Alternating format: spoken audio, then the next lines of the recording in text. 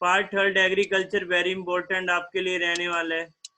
यहाँ सारी major announcement agriculture के रिगार्डिंग, कुछ एक अनाउंसमेंट आपने अभी तक टुकड़ों में देखी है, जैसे कहीं पे आप देख रहे हैं नाबार्ड के लिए एडिशनल कैपिटल, जो आपने क्वेश्चन पूछा था 30,000 करोड़, ठीक है। और कहीं पे आप देख रहे हैं जो लोन मोरेटोरियम 3 मंथ के लिए, उसके रिगार्डिंग बताया गया।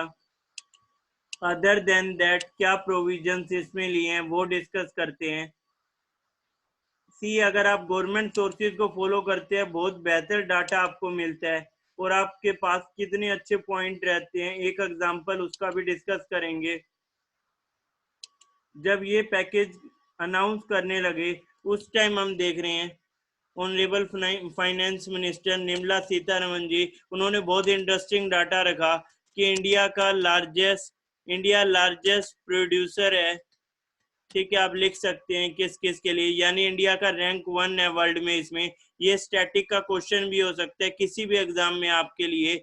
मिल्क जूट एंड पल्सेस में इंडिया का rank 1, milk jute and pulses पूरे वर्ल्ड में इसकी प्रोडक्शन में इंडिया का रैंक 1 है।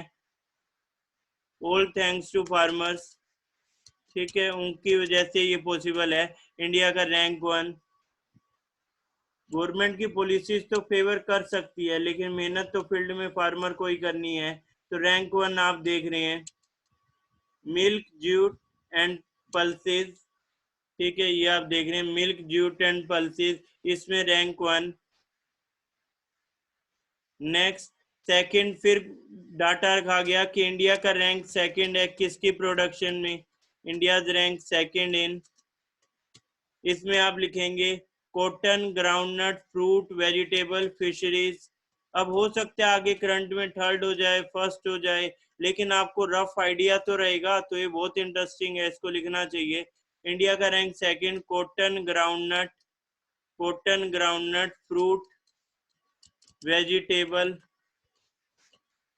फ्रूट वेजिटेबल, फिशरीज, पल्सीज में तो आपने लिख लिया फर्स्ट है, फ्रूट वेजिटेबल फिशरीज, ये आप देख रहे हैं। नेक्स्ट, ये पॉइंट क्लियर हुआ। फिर आप देख रहे हैं इंडिया का रैंक थर्ड, इंडिया का रैंक थर्ड किस में है, इसे भी आप देखोगे, इंडियाज रैंक थर्ड आप देख रहे हैं सीरियल्स में आप देख रहे हैं इंडिया का रैंक थर्ड है, ठीक है। Cereals, India's rank third in cereals, इस पॉइंट को लिख लो, कोई डाउट है इसके रिगार्डिंग तो पूछ सकते हो, ठीक है। अब फर्स्ट रैंक की हम बात करें वो सब पॉइंट भी देखेंगे पर अभी नहीं, ठीक है। अभी तो आप इंडिया के रिगार्डिंग लिख रहे हैं। सीरियल्स अनाज में हम बात कर रहे हैं, इंडिया का रैंक थर्ड, ठीक है। क्लियर है ये पॉइंट। तो ये हुए फर्स्ट सेकंड थर्ड की बात। ये बहुत अच्छे पॉइंट होते हैं जो सिर्फ आप गवर्नमेंट के चैनल से या इसी पे डायरेक्ट आप फाइनेंस मिनिस्टर को सुन के इनको समझ सकते हो। कोई बाद में कुछ बोलता रहे उससे क्या फर्क पड़ता है कि फर्स्ट है सेकंड है, गवर्नमेंट के पास ये रिकॉर्ड है, गवर्नमेंट इसको रिलीज करता है, तब तो इनपुट मिलता है मीडिया हाउसेज को, उनसे ऊपर थोड़े ही हैं ये। अब इसके अलावा आप एक पॉइंट ये देखेंगे, यहाँ फिर से बताया था फाइनेंस मिनिस्टर ने कि small and marginal farmers country में 82% से ज्यादा है, स्मॉल एंड मार्जिनल फार्मर्स, ठीक है। नेक्स्ट आगे बढ़ते हैं हम। अब डे थर्ड की अनाउंसमेंट में क्या है इसको देखते हैं,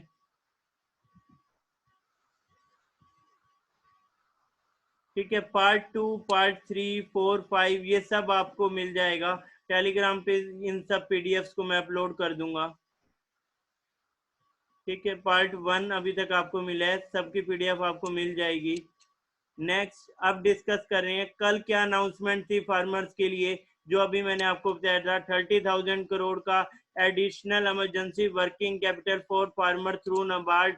second, 2 lakh crore credit boost to 2.5 crore farmer under Kisan card scheme. ये दो पॉइंट तो आपको पहले ही बता दिए, ये इस अनाउंसमेंट से पहले के पॉइंट है, ये इसमें इंक्लूडेड नहीं है, लेकिन ये बताया था फाइनेंस मिनिस्टर ने, ब्रीफिंग दी थी कि कल भी ये पॉइंट एग्रीकल्चर से रिगार्डिंग डिस्कस किए थे। फिर और क्या पॉइंट है, ये पॉइंट इन्होंने रखा इसमें कि कोविड पीरियड की अगर हम बात करें, यानी 2 महीने की, यानी मार्च अप्रैल की जब हम बात करें, तो उन मंथ में आपको ये देखना है कि एमएसपी की जब हम बात कर रहे हैं, एमएसपी के लिए 74,300 करोड़ रुपीस खर्च किया सेंट्रल गवर्नमेंट ने एमएसपी के ऊपर जो परचेज कर रहे हैं। हो सकता है कुछ जगहों पे, या फिर आपको पता है जनरली उतने पे परचेज नहीं हो रही है, लेकिन गवर्नमेंट के एंड से इतने पैसे खर्च हुए इसके ऊपर। और पीएम किसान फंड से ट्रांसफर हुआ है 18,700 करोड़ रुपए, 18,700 करोड़। पीएम फसल बीमा योजना का क्लेम भी मिला है 6,400 करोड़, हरियाणा में भी मिला है। ये आदमपुर डिस्ट्रिक्ट का तो मुझे पता है, मेरे गांव का। लेकिन यहाँ हम बात करें जिसने फसल बीमा योजना ऑप्ट की थी, उसको ये क्लेम मिले हैं 6,400 करोड़, ताकि इस टाइम में फार्मर्स को कुछ इनपुट मिले, कुछ क्रेडिट मिले। तो इसलिए पीएम किसान के 2,000 भी, और जो मेरी नॉलेज में था उसमें मैंने हरियाणा के आदमपुर के पास के गांव से जो इनपुट लिया, उसमें तो ये बताया कि 7,000, 6500 या 7,000 का फसल बीमा का क्लेम मिला है। एक पर्सन की मैं बात कर रहा हूँ। अब टोटल ये 6400 करोड़ का गवर्नमेंट के एंड से गया होगा इसमें। तो ये तीन आप देख सकते हैं, ये पॉइंट कोविड के पीरियड में कि ऑलरेडी गवर्नमेंट ने जो जो पॉइंट लिए, ये उसके रिगार्डिंग ब्रीफिंग थी। अब इसके अलावा एनिमल हस्बेंड्री, सोशल मीडिया पे आपने इसके रिगार्डिंग बहुत कुछ देखा होगा। आपको याद होगा एक मैसेज सर्कुलेट हो रहा था, उस मैसेज में ये था कि अभी हलवाई की दुकान बंद है, ये मतलब मिठाई की सारी शॉप बंद है, शादी ब्याह नहीं हो रहा है, तो इतना दूध खर्च होता था, तो ये दूध अब कहाँ गया, क्या वो नकली दूध था, किधर गया वो दूध। इस तरह के कुछ आपने भी सोशल मीडिया पे मैसेज वगैरह पढ़े होंगे, अगर आप एक्टिव यूजर हैं तो। अगर आप टिकटॉकर हैं फिर तो नहीं कह सकते हैं। वैसे 2 रेटिंग होगी अब टिकटॉक की, bad news for all TikTokers. ठीक है, सिंपली आप इसमें देख रहे हैं कि एनिमल हस्बेंड्री की जब आप बात करें, पशुपालन, तो मिल्क का कहीं ना कहीं पॉइंट रहा था, क्योंकि लॉकडाउन के पीरियड में कंजप्शन 20 से 25% घट गई। क्यों घट गई, आपके सामने रीजन क्लियर है, शादी ब्याह नहीं हो रहे हैं। इसके अलावा आप देख रहे हैं जब हलवाई की दुकान और ये स्वीट शॉप इतनी ज्यादा ओपन नहीं है, तो फिर अपने आप ये कंजम्पशन घटेगी। और इसका नुकसान भी बहुत फार्मर्स को हुआ भी था, आप न्यूज देख रहे थे कहीं दूध गिरा रहे हैं आप ये सब। लेकिन गवर्नमेंट ने क्या स्टेप लिए, गवर्नमेंट ने कोऑपरेटिव को पैसा दिया कि एडिशनल दूध खरीदो। तो गवर्नमेंट ने डाटा दिया 560 lakh litre per day cooperative ने खरीदा है, जो कि पहले खरीदते थे 360 लाख लीटर पर डे, उसे अब खरीदा है 560 लाख लीटर पर डे। ठीक है, ये देख रहे हैं। नेक्स्ट, अब टोटल आप इसमें एक पॉइंट और देखेंगे। एक स्टूडेंट कह रहे हैं एक रेटिंग हो गई है टिकटॉक की, बहुत अच्छी बात है, 0.5 भी हो जाए। Next, total 111 crore litre extra procure हुआ है, जिसके लिए गवर्नमेंट ने पेमेंट करी है 4100 करोड़। ठीक है, total 111 crore litre extra procure हुआ है, जिसके लिए गवर्नमेंट ने 4100 करोड़ की पेमेंट करी है। और इसके अलावा एक स्कीम है जिससे जो पशुपालक है अगर लोन ले तो उनको इंटरेस्ट सबवेंशन भी मिल रहा है 2% का, और उसके अलावा एडिशनल 2% मिलेगा अगर वो टाइम से पेमेंट करते हैं। अब ये वाले पॉइंट तो बजट के रिगार्डिंग भी थे, ये पॉइंट नया है जो 4100 करोड़ वाला पॉइंट है। ठीक है, this scheme will unlock 5,000 crore additional liquidity benefiting 2 crore farmer. Government का सीधा कहना था अगर हमने ये एक्स्ट्रा मिल्क लिया, कोऑपरेटिव को पैसे दिए, तो उन्होंने भी तो फार्मर्स को ही पैसे दिए होंगे उस दूध के बदले, यानी उन्हें समहाउ कुछ लिक्विडिटी तो मिली ही होगी अगर इतना लीटर दूध एक्स्ट्रा लिया गया है। अब जो लोग गवर्नमेंट की या एक्चुअल, आप देखो फाइनेंस मिनिस्टर की प्रेस कॉन्फ्रेंस नहीं देखते हैं, बाद में न्यूज चैनल से ब्रीफिंग ले रहे हैं, न्यूज़पेपर पढ़ रहे हैं, तो उनको पता ही नहीं चलता है देश में हो क्या रहा है, जो जैसा कहे उसी को मान लेते हैं। आप सिंपली पॉइंट देखेंगे कि मैं एक सोशल मीडिया पोस्ट पढ़ रहा था, वहां पे पॉइंट था कि डोनाल्ड ट्रंप रोज प्रेस कॉन्फ्रेंस करते, अपने यहाँ ऐसा नहीं होता है, यहाँ का ट्रेडिशन नहीं है। जबकि इसकी हर ट्रांच के बाद, हर अनाउंसमेंट के बाद, पैकेज के हर दिन के बाद आप देखते हैं सोशल जो आप अब बात कर रहे हो प्रेस कॉन्फ्रेंस की, प्रेस कॉन्फ्रेंस होती थी जिसमें बहुत अच्छा क्वेश्चन भी एक न्यूज रिपोर्टर ने पूछा था कि ये जो आपने डाटा दी है एक्स्ट्रा मिल्क का किया क्या है, क्योंकि यूसेज तो है नहीं, कंजम्पशन तो है नहीं ज्यादा, तो एक्स्ट्रा मिल्क का क्या किया है, ये डाटा पूछा था। जिसके ऊपर गवर्नमेंट ने कहा उससे बनाया गया सॉलिड मिल्क, यानी उससे जो मिल्क पाउडर वगैरह वो उससे बनाया जा रहा है जिसको बाद में यूटिलाइज करेंगे। तो ये सब पॉइंट था, लेकिन ये तब पता चलता है, नॉलेज तब आती है जब आप सुनते हैं गवर्नमेंट के लोगों को। आप एबीसी किसी को भी सुनते हैं, उस टाइम गवर्नमेंट के आपने नहीं सुने हैं, और बाद में आप किसी ऐसे पर्सन को सुन रहे हैं जिसने खुद गवर्नमेंट को नहीं सुना है, तो उसे क्या पता चलेगा क्या पॉइंट है इसमें। तो ये आप देख रहे हैं कि क्या क्या पॉइंट उस टाइम रखे थे गवर्नमेंट ने। नेक्स्ट नेक्स्ट डिस्कस करते हैं। तो ये पॉइंट क्लियर हुआ कि किस तरह से एनिमल हस्बेंड्री, पशुपालक की हम बात कर रहे हैं। अब फायदा क्या होगा, जितना पशुपालन बढ़िया होगा उतने से आप देखोगे एक्स्ट्रा इनकम मिलेगी फार्मर्स को। नेक्स्ट है फिशरी सेक्टर, मछली पालन। फिशरी सेक्टर में इसमें आपको बहुत ज्यादा याद नहीं रखना है, एक दो पॉइंट आपको क्लियर हो। Registration of 242 registered shrimp hatcheries, और इसके अलावा validity of SIP important for shrimp broodstock extended by 3 months, operation of marine capture fisheries and aquaculture relax to cover inland fisheries. तो ये सब पॉइंट इसमें हुए थे मत्स्य पालन के रिगार्डिंग। क्योंकि फिशरी कंसाइनमेंट जो है, बहुत सारी कंसाइनमेंट अब्रोड से भी होती हैं, अब उनके लाइसेंस के टाइम के पीरियड को एक्सटेंड कर दिया है 3 मंथ से। ठीक है, ये सब पॉइंट इसमें थे। नेक्स्ट के ऊपर आते हैं। नेक्स्ट अब प्रॉपर हम देख रहे हैं और क्या क्या डायरेक्ट या इनडायरेक्ट प्रोविजन एग्रीकल्चर के regarding. Yes, one student asking 4100 crore वाला पॉइंट। 4100 करोड़ वाला पॉइंट ये है, गवर्नमेंट ने इस कोविड के पीरियड में 111 करोड़ लीटर एक्स्ट्रा प्रोक्योर करवाया है। किसके थ्रू? कोऑपरेटिव के थ्रू, जिसकी पेमेंट दी गई है 4100 करोड़। यानी गवर्नमेंट ने अपनी पॉकेट से 4100 करोड़ खर्च किया है डेयरी फार्मर्स के लिए या एनिमल हस्बेंड्री के लिए, कि उन्हें नुकसान कम हो। ऑब्वियसली उतना फायदा तो नहीं हो पाएगा जो नॉर्मल एक्टिविटी के साथ रहता था, फिर भी कहीं ना कहीं उसे कंपनसेट करने की कोशिश की है इस 4100 करोड़ से। क्या ये पॉइंट क्लियर है? Is it clear now? ठीक है, नेक्स्ट नेक्स्ट पॉइंट को डिस्कस करते हैं। अब नेक्स्ट है आपका एग्रीकल्चर के रिगार्डिंग और क्या क्या डायरेक्ट पॉइंट इसमें आए हैं। आप इसमें देख रहे हैं कुछ इंफ्रास्ट्रक्चर, यानी कुछ ऐसे मेजर लिए हैं जो इंफ्रास्ट्रक्चर, लॉजिस्टिक और आपकी कैपेसिटी बिल्डिंग के लिए काम कर रहे हैं फार्मर्स की। पहला पॉइंट है ₹1 lakh crore for agri infrastructure fund for farm gate infrastructure for farmers. अब इसका मीनिंग क्या है? ये बहुत इंटरेस्टिंग वर्ड, एक हाईफाई वर्ड यहाँ यूज हुआ है, फार्म गेट। इसका मीनिंग आप लिख सकते हो, यहाँ मैं लिख देता हूँ इसका मीनिंग। यानी ओके, ये पॉइंट आपके यहाँ पे गिवन है।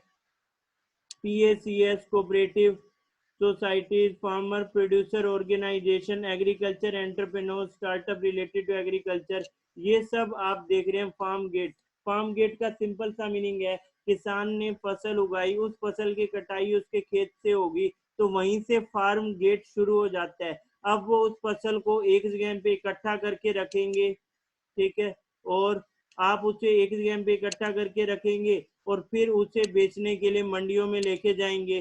तो इस कंसेप्ट को कह रहे हैं जो एग्रीकल्चर इंफ्रास्ट्रक्चर इसके लिए बनाना है, कि इसे पोस्ट हार्वेस्ट मैनेजमेंट सिस्टम, ये आप देख रहे हैं कि फार्म गेट से एक जगह पे इकट्ठा हो एग्रीगेशन पॉइंट पे जाए, जहां से पोस्ट हार्वेस्ट मैनेजमेंट इंफ्रास्ट्रक्चर बने, कि कुछ FPO वगैरह यानी फार्मर प्रोड्यूसर ऑर्गेनाइजेशन मिलके कुछ स्टोर हाउसेज बना दे कि अनाज खराब ना हो, सड़े ना, और उसको टाइमली ये मंडियों में जाके बेचा जा सके। तो ये सारे पॉइंट इसमें है। 1 लाख करोड़ इसमें खर्च होगा एग्रीकल्चर इंफ्रास्ट्रक्चर बन। इस तरह के कोल्ड स्टोरेज फैसिलिटी भी बनाई जा सकती है, यानी भंडारण की जो कमी आती है उसको कहीं ना कहीं स्टोर हाउसेज में सही से रखने के लिए ये पेमेंट खर्च होगी 1 lakh crore agriculture infrastructure fund.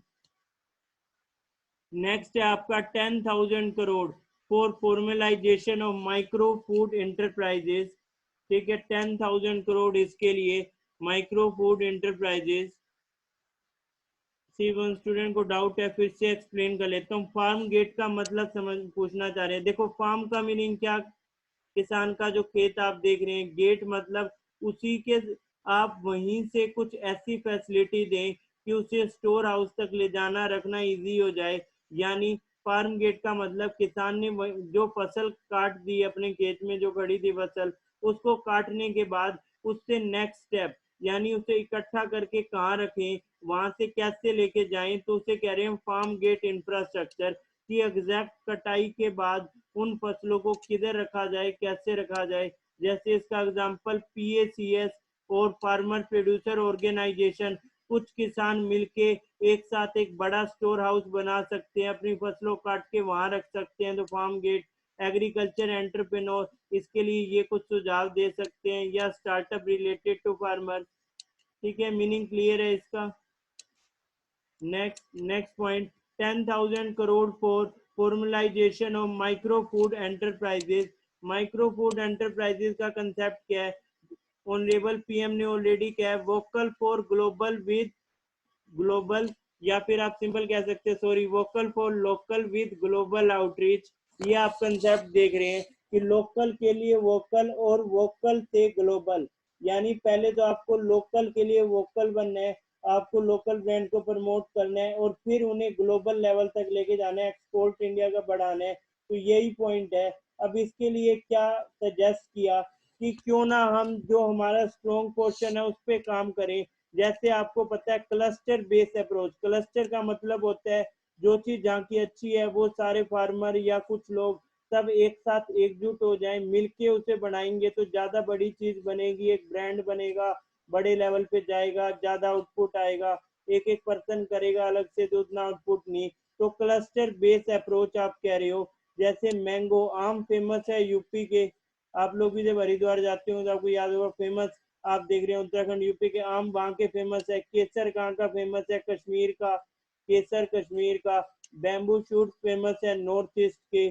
ठीक है, चिली फेमस है आंध्र प्रदेश की, टैपिकोआ तमिलनाडु। इस तरह से बहुत सारे एग्जाम्पल है। मखाने फेमस है बिहार के, और भी बहुत एग्जाम्पल है। रागी कोर्स गेन कर्नाटक के, टर्मरिक तेलंगाना की। कुछ एक पॉइंट और हैं जो फाइनेंस मिनिस्टर ने बताए थे जो यहाँ नहीं गिवन, पर ये तो एक समझने का पॉइंट है। जनरली इन सबको आप देखते हो कि GI टैग भी मिलते रहता है, तो उससे भी कोई ध्यान करके याद कर सकता है। अब इसमें क्या है, जो आपका माइक्रो फूड इंटरप्राइजेज हैं उन्हें साथ आना होगा और क्लस्टर बेस्ड अप्रोच बनानी होगी, और इससे फायदा उन्हें मिलेगा, उनका प्रोडक्ट ज्यादा पॉपुलर होगा, और कहीं ना कहीं से बेनिफिट भी आप देख रहे हैं।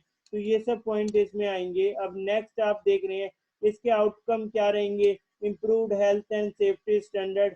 नेक्स्ट नेक्स्ट पॉइंट आप देख रहे हैं जो कॉन्शियसनेस है वो भी बढ़ेगी मार्केट की भी इसके लिए। यस, लीची बिहार की बिल्कुल फांसी के पेड़े का पॉइंट है, लेकिन इंडिया तक अभी फेमस नहीं है। आप कह सकते हो हरियाणा में है फेमस। ठीक है, इंडिया लेवल पे तो अभी नहीं कह सकते। तिरुपति के लड्डू इंडिया लेवल पे कह सकते हो, आगरा का पेठा इंडिया लेवल पे कह सकते हो। नेक्स्ट, ₹20,000 फॉर फिशरमैन थ्रू प्रधानमंत्री मत्स्य संपदा योजना। अब आप कहोगे जब पहले फिशरमैन के अनाउंसमेंट है, ये किसके लिए है? एक स्कीम जो बजट में गवर्नमेंट ने बताई थी, प्रधानमंत्री मत्स्य संपदा योजना, उसमें नई अनाउंसमेंट है। 11,000 करोड़ खर्च होंगे मेरीन इनलैंड फिशरीज के लिए, एक्वा कल्चर के लिए, और 9,000 करोड़ इनका इंफ्रास्ट्रक्चर बनाने के लिए, फिशिंग हार्बर बनाने के लिए, कोल्ड चेन बनाने के लिए, इनके लिए नई मार्केट्स डेवलप करने के लिए। तो ये स्कीम याद रखोगे, PMMSY। ये लास्ट ईयर की स्कीम है, प्रधानमंत्री मत्स्य संपदा योजना। ठीक है, प्रधानमंत्री मत्स्य संपदा योजना। नेक्स्ट नेक्स्ट डिस्कस करते हैं। जिस तरह आप देखते हो इंसान के लिए या इंसान के बच्चे के लिए मिशन इंद्रधनुष या इंटेंसिफाइड मिशन इंद्रधनुष टीकाकरण अभियान, उसी तरह आप देख रहे हैं अगर हम बात करें पशु पालकों के हिसाब से कि उन्हें दिक्कत ना हो और उनके पशुओं की डेथ रेट की हम बात करें, या फिर अगर हम बात करें डिजीज जो उन्हें हो रही है, FMD डिजीज जिसे कह रहे हैं, फुट एंड माउथ डिजीज, तो ये इन सब की रोकथाम के लिए टीकाकरण उनके लिए भी हो, तो उसका नाम है national animal disaster control programme, NADC आप कह सकते हो। इस प्रोग्राम से 13,343 करोड़ रुपए दे रहे हैं। 100% वैक्सीनेशन हो जाएगा देश के 53 करोड़ एनिमल्स का। भारत एक ऐसा देश है जहां सबसे ज्यादा एनिमल्स आप देख रहे हो, यानी टोटल की अगर आप बात करो कि पशुपालन का तो अपना रिकॉर्ड है ही, लेकिन टोटल में भी जब हम देखें तो भारत में सबसे ज्यादा पशुधन है, यानी आप कह सकते हैं कि सबसे ज्यादा सबसे बड़ा लाइव स्टॉक है, इसलिए इंडिया लाइव स्टॉक सेंसस भी लेके आता है।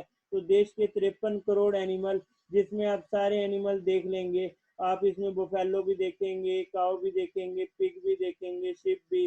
तो इन सब के लिए टीकाकरण किन्हें ये सब बीमारी कम हो, उसके लिए 13,343 करोड़। जितने ये एनिमल स्वस्थ रहेंगे उतना ही बेनिफिट इनको पालने वालों के लिए। तो अभी के लिए सिर्फ लॉकडाउन के पीरियड में भी 1.5 करोड़ काउज एंड बुफेलोज का वैक्सीनेशन हो गया है। ये 2 महीने में हुआ है सिर्फ, और टारगेट रखा है इसका 100% वैक्सीनेशन आने वाले कुछ टाइम में। तो ये पॉइंट आप देख रहे हैं, national animal disease control programme. Yes, क्या ये पॉइंट क्लियर है? ठीक है, नेक्स्ट आप देख रहे हैं animal husbandry infrastructure development fund. इसके लिए एक और डेवलपमेंट फंड आप देख रहे हो, ये डेवलपमेंट फंड है 15,000 करोड़ से। जो इससे पहले आपने देखा था वो तो वैक्सीनेशन प्रोग्राम के लिए पैसा था जो 13,343 करोड़ था। ये animal husbandry infrastructure development fund है, यानी पशुपालन का आधारभूत ढांचा सुधरे उसके लिए ये फंड है। इसमें इन्वेस्टमेंट होगी प्रोसेसिंग के लिए, वैल्यू एडिशन, यानी उसके लिए कहीं ना कहीं हमारे पास इंफ्रास्ट्रक्चर होना चाहिए, कैटल फीड के लिए इंफ्रास्ट्रक्चर होना चाहिए। तो ये सब पॉइंट इसमें आएंगे, dairy processing, value addition, cattle feed infrastructure. इसके लिए 15,000 करोड़ का फंड रखा है। नेक्स्ट आप देख रहे हैं हर्बल कल्टीवेशन। हर्बल यानी दवाइयों से रिलेटेड हम बात कर रहे हैं, औषधियों से रिलेटेड, 4,000 करोड़ इसके लिए। नेशनल मेडिसिनल प्लांट बोर्ड जो है वो 2.25 लाख हेक्टेयर ऑलरेडी कवर कर रहा है मेडिसिनल प्लांट में।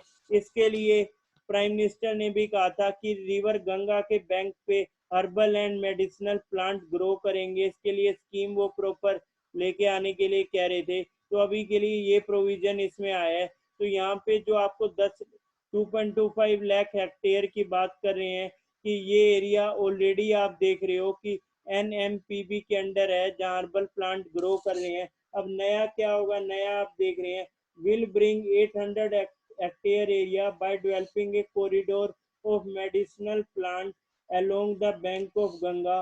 और ये सब करने से फार्मर्स की इनकम 5,000 करोड़ बढ़ेगी और गवर्नमेंट इन सब पे 4,000 करोड़ खर्च करेगी। ये पॉइंट है इसमें। यस, क्या ये पॉइंट क्लियर है? Promotion for herbal cultivation ₹4,000 crore.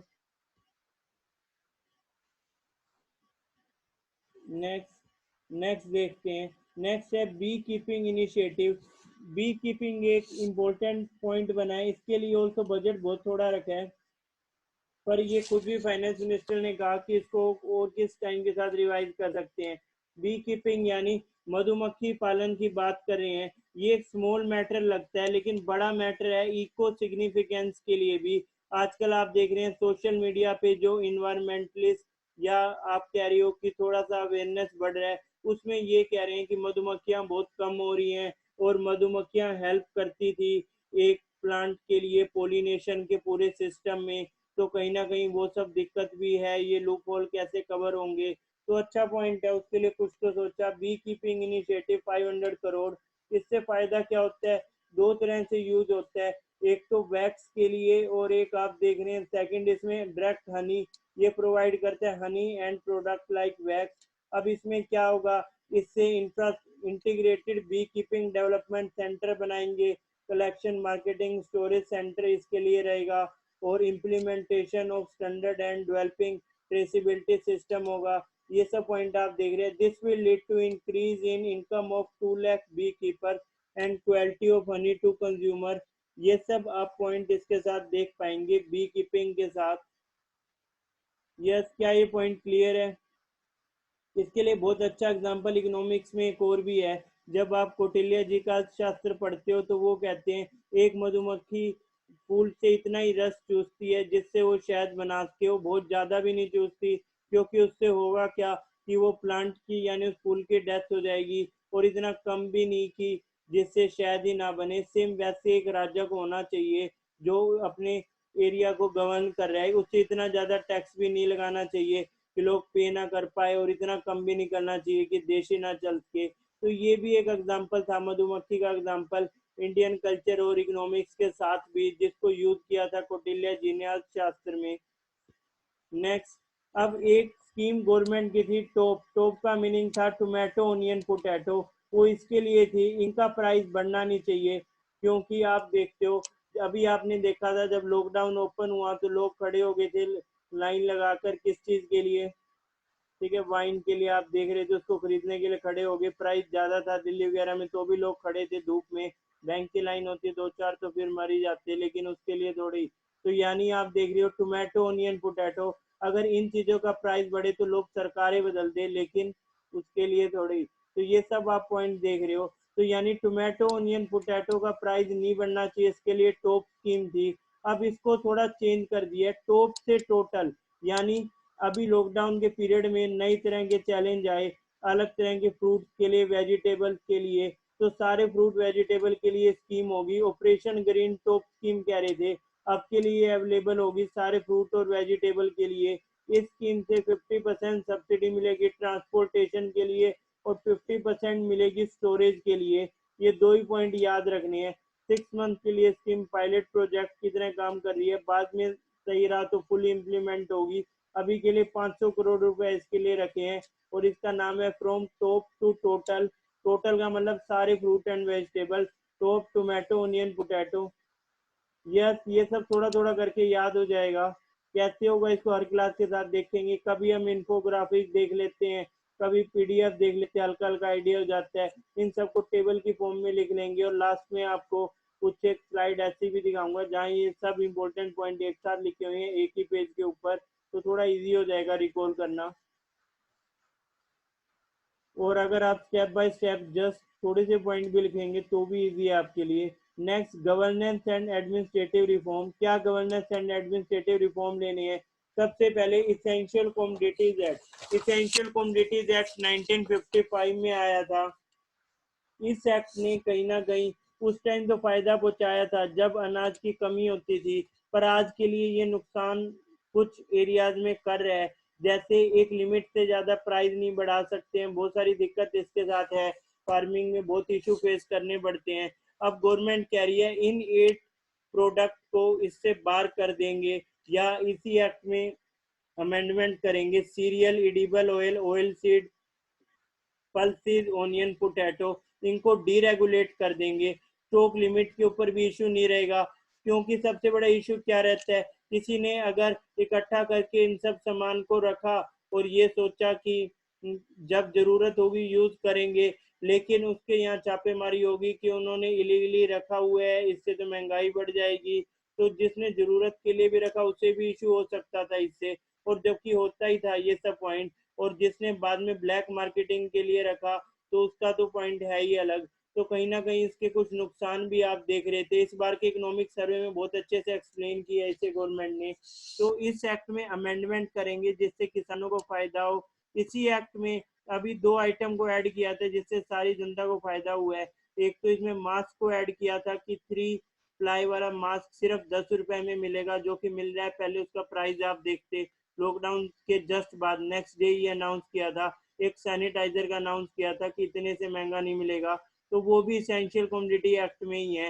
लेकिन एग्रीकल्चर के केस में थोड़ी सी इसमें जो सुधार की गुंजाइश है वो सब अमेंडमेंट के लिए गवर्नमेंट कह रही है। नेक्स्ट पॉइंट क्या है, एक और सबसे बड़ा पॉइंट है किसान के लिए। जैसे सरकार ने एमएसपी तय कर दिया, अब मंडियों में किसान बेचने के लिए गया तो मंडी वालों के पास ये राइट है, सिर्फ वही खरीद सकते हैं फसल। तो वो एमएसपी पे नहीं भी खरीदते हैं और अपनी मनमानी करते हैं, जिस वजह से बहुत नुकसान होता है किसानों को। तो इसके लिए गवर्नमेंट कह रही है जो एपीएमसी एक्ट है, जो मंडी के लिए एक्ट है, एपीएमसी एक्ट, उसमें भी अमेंडमेंट करेंगे। उसमें भी अमेंडमेंट होगी, और जिससे किसान को सही उनकी फसल का सही दाम मिल सके। और इसके साथ इन्होंने एक और पॉइंट रखा, एक कॉन्ट्रैक्ट फार्मिंग का नया एक्ट भी बना सकते हैं। कॉन्ट्रैक्ट फार्मिंग के एक्ट में, यानी किसान को फसल उगाने के टाइम ही अब यहाँ पे बायर और सेलर का रिलेशन आ जाएगा। बायर होगी कोई ऑर्गेनाइजेशन या पीपल, सेलर होगा किसान। किसान फसल उगाने वाला होगा, पहले ये कॉन्ट्रैक्ट साइन कर लो, तो उसकी फसल को इतने में खरीदा जाएगा, बाद में वो मना नहीं कर सकता, मना किया तो उसे कोर्ट में चैलेंज करेंगे। तो ये बहुत अच्छा कानून होगा, यानी बुआई से पहले किसान को पता होगा उसकी फसल कितने में बिकेगी। ऐसा नहीं है कि प्रोडक्शन ज्यादा होगी तो कम में बिक जाएगी जैसा आजकल होता है, या कम होगी तो ज्यादा में बिक जाएगी। तो ये सब नए रिफॉर्म लेके आने हैं। एपीएमसी एक्ट में अमेंडमेंट करनी है, एसेंशियल कमोडिटी एक्ट में अमेंडमेंट करनी है। तो ये सब अमेंडमेंट आप देख रहे हैं। नया कॉन्ट्रैक्ट फार्मिंग का एक्ट आ सकता है, या नया ऐसा एक्ट आएगा जिससे किसान को फसल का सही दाम मिले। ये सब रिफॉर्म अभी करने हैं, और जिसको अभी कुछ टाइम में गवर्नमेंट इनके लिए नई स्कीम भी लेके आएगी, और पार्लियामेंट से भी इन एक्ट की अमेंडमेंट करेगी। ये सब पॉइंट रखे हैं गवर्नमेंट ने इसके लिए। बाकी इसके अलावा एक पॉइंट आप और देख सकते हैं, agriculture produce price quality assurance, वही पॉइंट आ गया। रिस्क मिटिगेशन का पॉइंट है, फार्मर्स के लिए एश्योर्ड रिटर्न होना चाहिए, क्वालिटी स्टैंडर्डाइजेशन, ठीक है। तो ये सब पॉइंट इसके रिगार्डिंग है। ये तो आपने डिटेल में देखा, इसको शॉर्ट में समरी वाइज भी आप देख सकते हो। समरी वाइज आप सिंपली इस वे से देख सकते हैं, जैसे ये मैं आपके साथ इसी पॉइंट की एक समरी डिस्कस कर रहा हूँ। ये सब पॉइंट है इसमें, ये देखिए, ठीक है। यही सब अभी तक डिस्कस किए थे कि setting up 1 lakh crore agriculture fund for farm gate, 4,000 crore for promoting herbal cultivation, 10,000 microfood enterprises के लिए 20,000 करोड़, प्रधानमंत्री मत्स्य संपदा योजना, एनिमल हस्बेंड्री के लिए 15,000 crore, 500 crore infrastructure development, bee keeping, amendment to essential commodities act, agriculture marketing reform to provide marketing choice to farmer, extension of operation green, top mission वाला आ गया, top scheme वाला, legal framework to fix their own price जो contract farming का आपको hint दिया है, launch of national animal disease control programme 13,343 crore. अब आप इन्हें एक ऑर्डर में भी लिख सकते हो, जैसे 500, फिर आप लिख लो उससे बड़ा नंबर 1,000, 10,000, 15, 20, और इस तरह से आप एक टेबल बना के इसे इस वे से भी याद कर सकते हो। काफी सारे पॉइंट हैं, तो ये सब पॉइंट को करने के अलग अलग वे, ये एक सिंगल एक पिक हो जाएगी जिससे आप याद कर सकते हो, और बाकी डिटेल पीडीएफ भी आपके लिए वहां रखी है, उससे भी आप देख सकते हैं, ठीक है। ये सब पॉइंट हुए। अब इसके रिगार्डिंग एक लास्ट इंफोग्राफिक, और एक और इंफोग्राफिक हमें देखना पड़ेगा, 2 इंफोग्राफिक देखते हैं बस, फिर आज का सेशन एंड करेंगे।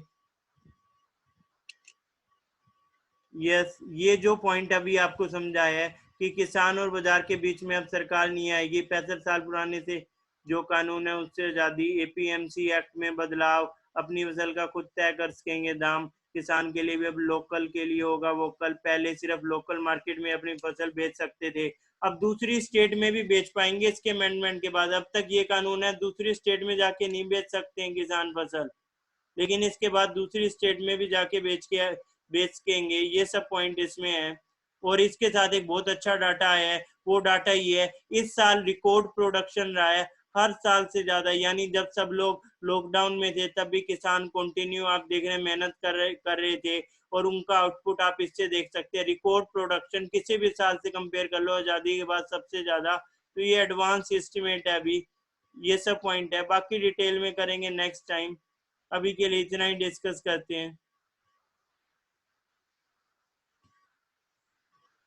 यस, यस, अगर आप बैंकिंग एस्पिरेंट हैं तो आपको इन चीज़ों को ध्यान रखना पड़ेगा, लो एस्पिरेंट के लिए थोड़ा सा आइडिया ही बहुत है,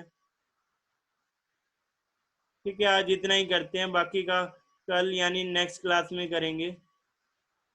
तब तक के लिए stay safe, thank you class.